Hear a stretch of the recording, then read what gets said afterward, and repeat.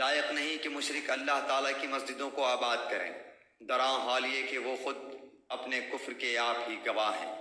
ان کے اعمال غارت و اکارت ہیں اور وہ دائمی طور پر جہنمی ہیں۔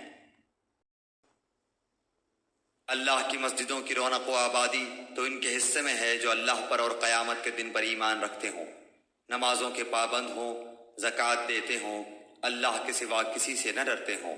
توقع ہے کہ یہی لوگ یقیناً ہدایت یافتہ ہیں۔